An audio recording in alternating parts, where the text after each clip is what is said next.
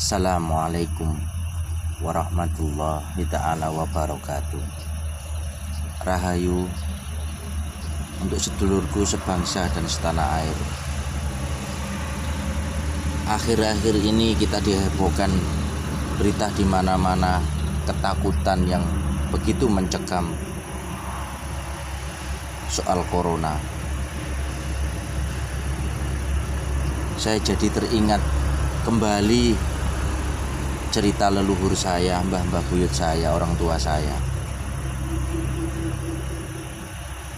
Dulu pernah di suatu kampung saya itu terjadi musibah yang dinamakan pagebluk. Pagi sakit, sorenya meninggal. Kalau orang Jawa bilang itu adalah pagebluk. Dan sekarang saya hubung-hubungkan kembali dengan kejadian saat ini yang begitu heboh di mana-mana memberitakan soal corona. Pasar-pasar ditutup, penerbangan dari dan luar negeri diperketat. Kalau kita mau merenung dan iktibar kembali, fafiru ilallah, kembali kepada Allah. Sesungguhnya tiada satupun kejadian di atas muka bumi ini diturunkan Allah, tiada hikmah di situ. Kalau kita mau merenung kembali kepada diri kita masing-masing,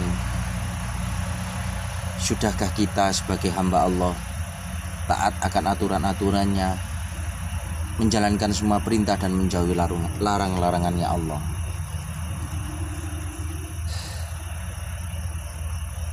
Saya yakin musibah atau hukuman atau peringatan dari Allah ini adalah sesungguhnya untuk mengingatkan kita semua, diri saya pribadi, untuk lebih mendekatkan diri lagi kepada Allah Subhanahu wa Ta'ala. Saya menyebutnya adalah pagebluk internasional. Skalanya skala internasional. Sebelum kejadian corona ini, jauh entah berapa tahun yang lalu, yai saya dawuh untuk santri-santrinya semua untuk melaksanakan sholat tolak bala yang dinamakan sholat lidak fil bala, di mana sholat itu supaya para santri, ikhwan semua diberikan Allah keselamatan dari segala bentuk balak dan musibah dan segala penyakit di akhir zaman ini. Dilaksanakan sehabis isya 2 rakaat dengan niat usolli sunatan lidak fil bala rakaataini lillahi ta'ala. Rakaat pertama habis Fatihah kita baca ayat kursi, Al-Ikhlas, Al-Falak, An-Nas. Rakaat kedua pun sama. Sesungguhnya kalau saya pribadi merenung, corona ini adalah suatu azab dari Allah buat kita semua agar lebih mendekatkan diri lagi kepada Allah Subhanahu wa Ta'ala. Kita tidak perlu khawatir, tidak perlu takut. Seperti ayatnya la yadurru ma'asmihi syai'un fil ardi wala fis samai wa huwas samiul alim. Jangankan di bumi, di langit pun jika engkau bersamaku, tidak akan satu pun yang bisa membuat celaka. Kurang lebihnya seperti itu.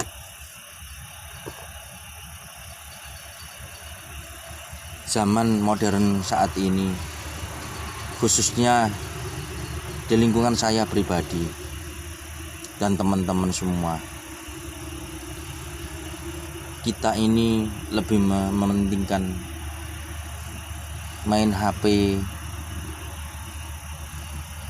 daripada beribadah, lebih mementingkan ke warung kopi daripada ibadah, menghadiri majelis-majelis zikir, menghadiri pengajian-pengajian umum.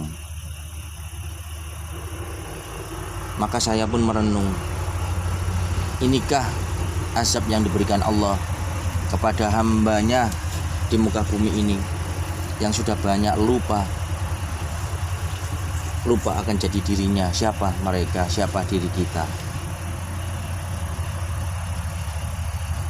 Karena kita banyak lupa daripada ingatnya, makanya Allah menurunkan azab seperti ini. Alangkah baiknya kita tidak perlu takut. Kita fafiru ilallah, kembali kepada Allah lagi, mengajak keluarga kita, anak-anak kita untuk lebih mendekatkan diri kepada Allah Subhanahu wa taala dengan memperbanyak zikir, ibadah-ibadah sunnah lainnya, dan perbanyak doa tolak bala yang sudah disunnahkan, diajarkan oleh Nabi Muhammad SAW. Corona itu adalah dari Allah, maka kita kembalikan kepada Allah. Kita tidak perlu takut. Selain ikhtiar lahir, batin itu yang lebih penting. Lahir kita ikhtiar tapi batin kita kosong, sia-sia semua. Maka dari itu sedulur,